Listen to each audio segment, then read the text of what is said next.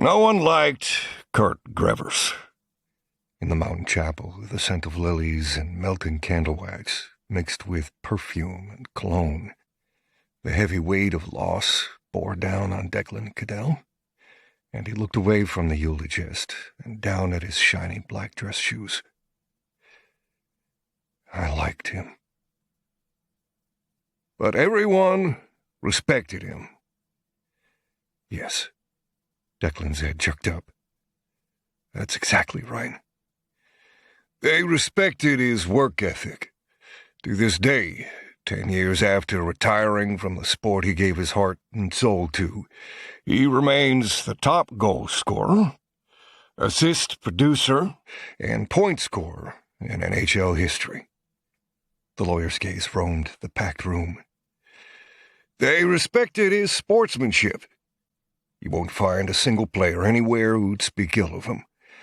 But his legacy goes well beyond his athletic achievements.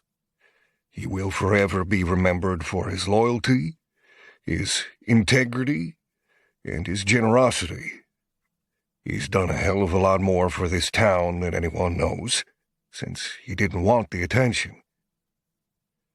The man's tone held a challenge, like he was pissed at people for underestimating the hockey legend. But Declan didn't know why. Anyone who knew Kurt thought the world of him. And for those who hadn't seen past his gruff exterior, Kurt hadn't given two fucks about them. He hadn't needed anyone. Except for us. Declan couldn't help scanning the room. He hadn't wanted to see if the guys had come to the funeral, because if they hadn't, well, he didn't think he could get past that.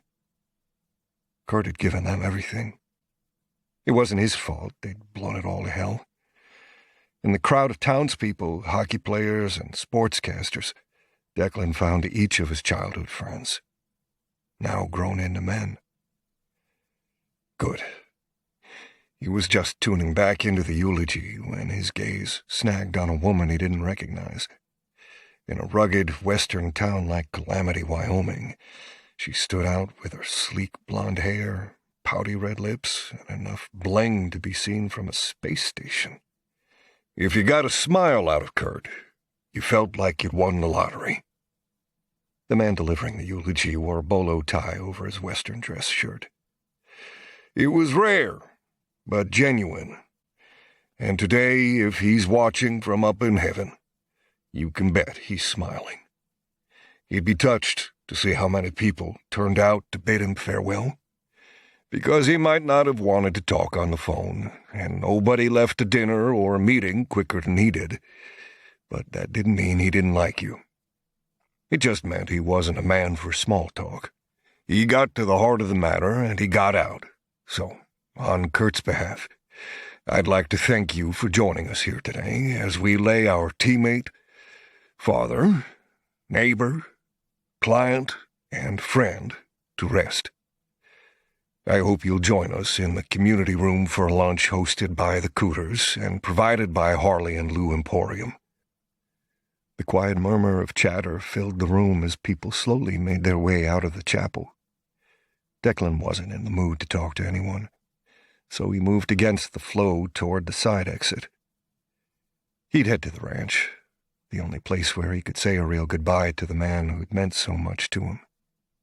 But he was blocked by a tall, broad-shouldered dude in an expensive suit. With a big grin, Jamie Dupree clapped a hand on his shoulder. "Hey, man. Long time no see." Yep. Not that Declan held a grudge, but Jamie was the reason their friendships had blown up 10 years ago. That aside, he didn't feel like talking to anyone. "I'll see you around."